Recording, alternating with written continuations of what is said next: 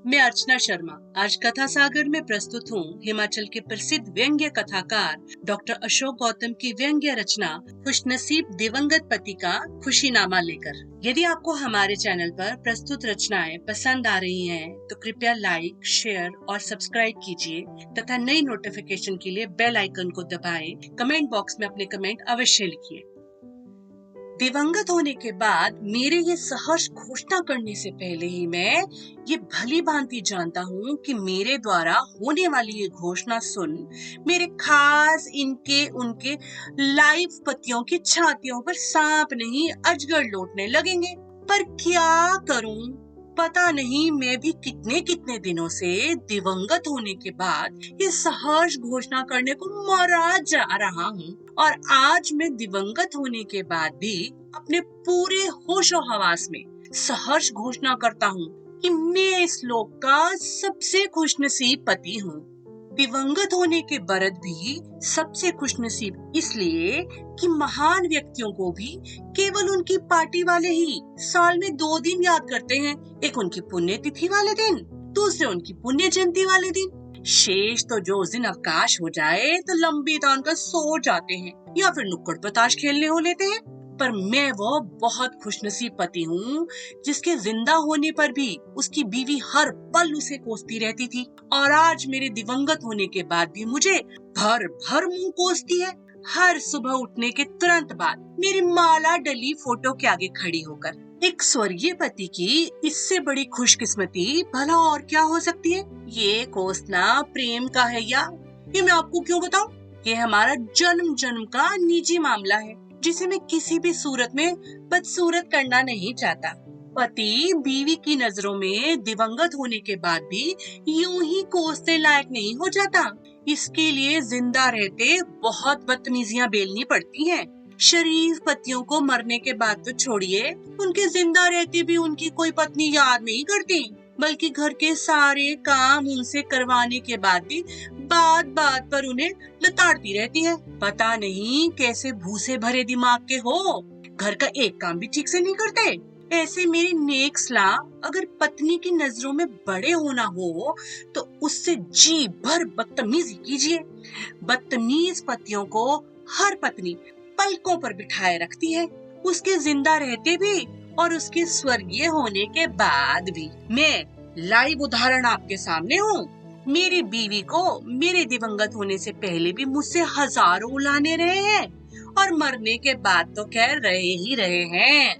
पर जिसने उसके उल्हानों को जिंदा जी गंभीरता से नहीं लिया, वो दिवंगत होने के बाद क्या खा गंभीरता से लेगा? सच कहूँ तो मुझे इस बेकार की चीज गंभीरता से हर जन्म में नफरत रही है। जब से मैं दिवंगत हुआ हूँ, वो उससे अगले दिन की हर सुबह चारपाई से उठने से पहले ही अपने सामने केवल मुझे कोसने को लगाई मेरी तस्वीर को पहले तो जी भर उलाने देती है, उसके बाद घर के काम शुरू करती है। इसे कहते हैं अमर प्रेम। हम दोनों नश्वर हो तो होते रहे, पर उसके उलाने अनश्वर हैं। जहाँ तक मुझे याद है, मेरे दिवंगत होने से पहले भी शायद ही कोई दिन ऐसा गया हो जिस दिन उसने मुझे चारपाई से उठने से पहले ही कोई उलाना न दिया हो। ऐसे में कई बार तो दिवंगत होने के बाद आज भी उसके उलानों को सुनकर लगता है जैसे मैं दिवंगत नहीं, अभी भी जिंदा ही हूँ। अब आप सोच रहे होंगे कि ये दिवंगत होने के बाद भी पत्नी के उलाने सुनने वाला अपने को सबसे खुशनसीब कैसे मान रहा है। इससे बड़ा गधा शायद ही दूसरा कोई हो इस धरती पर मेरे बारे में गलत सोचने वाले मेरे मित्रों, बस आप यही गलती कर रहे हो। उलाने तो गोपियां भी कृष्ण को दिया करती थी। जो उन्हें वे उलाने न देते तो सूरदास भ्रमर गीत न लिख पाते। गोपियों के उलानों ने ही सूरदास को अजर अमर कर दिया। गोपियां तो आज भी कृष्ण को उलाने ही दे रही हैं। उन्हें पूछता ही कौन है।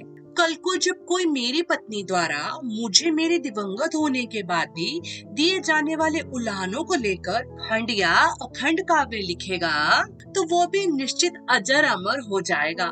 मेरा क्या, मैं तो नश्वर हूँ, अमर होकर भी नश्वर ही रहूंगा।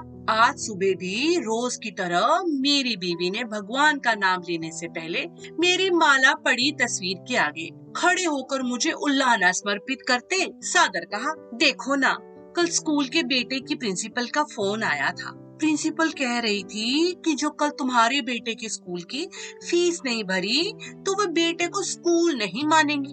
अब तुम ही कहो, कहाँ से दूं मैं तुम्हारे बेटे की स्कूल की फीस? 1 करोड़ वाला टर्म लाइफ इंश्योरेंस प्लान लिए बिना ही तुम तो दिवंगत हो गए।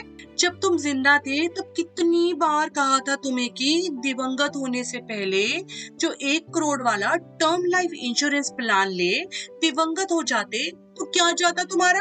तुम्हारे जिंदा रहते तो मैं सुखी नहीं रह पाई, पर कम से कम तुम्हारे दिवंगत होने के बाद तो सुखी रहती।